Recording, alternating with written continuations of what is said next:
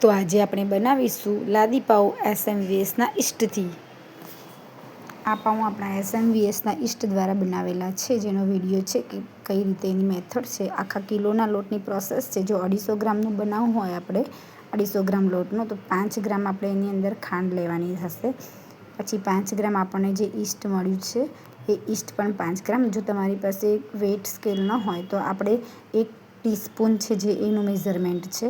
Regular આપણી ઘરની ખાવાની ચમચી હોય એ પણ 1 ચમચી ભરીને લેશો તો 250 ગ્રામના લોટનું મેઝરમેન્ટ છે આ.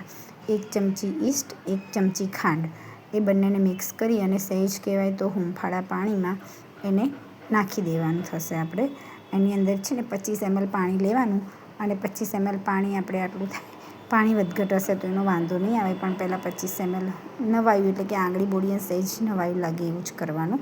એની અંદર નાખી દેવાનું અને પછી ન કરો તો બી ચાલે, રૂમ ટેમ્પરેચર પર પાણી લો તો, અને ઢાંકીને મૂકી દેવાનું. પછી આપણે 250 ગ્રામ મેંદો લીધો છે, એની અંદર 3 ચમચી ખાંડ, 3 ચમચી ખાવાની, અથવા તો જો તમારી પાસે ટીસ્પૂન હોય તો મેઝરમેન્ટ લેવાશે, અડધી ચમચી મીઠું.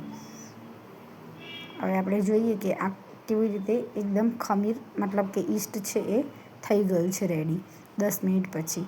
હવે આપણે આ લોટને એ ઈસ્ટની અંદર નાખી દેવાનું થશે અને લોટ એકદમ સરસ એવો ડો, આપણે લચકાવાળો ઢીલો ડો તૈયાર કરવાનો થશે. આવી રીતે એડ કરી અને પછી જરૂર પૂરતું પાણી હશે એ આપણે એક્સ્ટ્રા રૂમ ટેમ્પરેચરવાળું નોર્મલ પાણી લેવાનું રહેશે. આ રીતે આપણે એને ગૂંથી અને આટો લોટ બાંધીને તૈયાર કરીશું. લોટ આપણે રોટલીના લોટ જેવો, એનાથી પણ થોડોક ઢીલો રાખવાનો થશે, કારણ કે બધાને અલગ અલગ જોઈતો હોય. કોઈ કઠણ બાંધતું હોય, કોઈ ઢીલું બાંધતું હોય. તો તમે આમાં જોશો એટલે તમને ખ્યાલ આવી જશે કે આપણે કેવો લોટ તૈયાર કરવાનો થશે. પછી આપણે પ્લેટફોર્મ પર આ રીતે ઘી અથવા તો ઓઇલ, બંનેમાંથી જે બી લેવું હોય એ લઈ અને પછી જો આ લોટ આવી રીતનો રહેશે. 2 ચમચી ઘી કે ઓઇલ લઈને આવી રીતે એને નીડ કરવાનો રહેશે.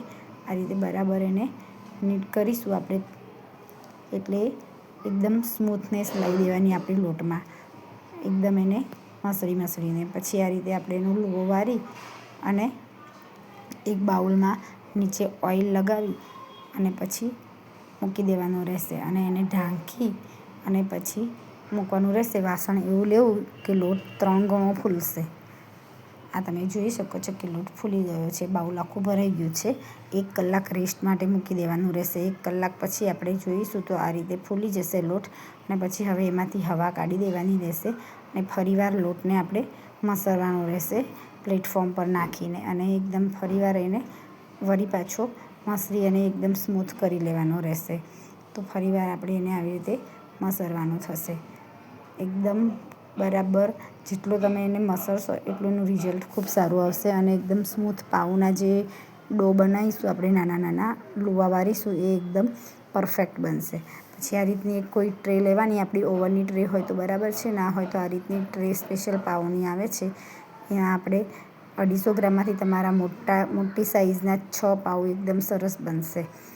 જો મીડિયમ સાઇઝ કરશો તો તમારે 7-8 જેવા બનશે, પણ તમે પરફેક્ટ આટલો લુવો હશે અને મોટો સાઇઝનો એનો પાઉં બનશે.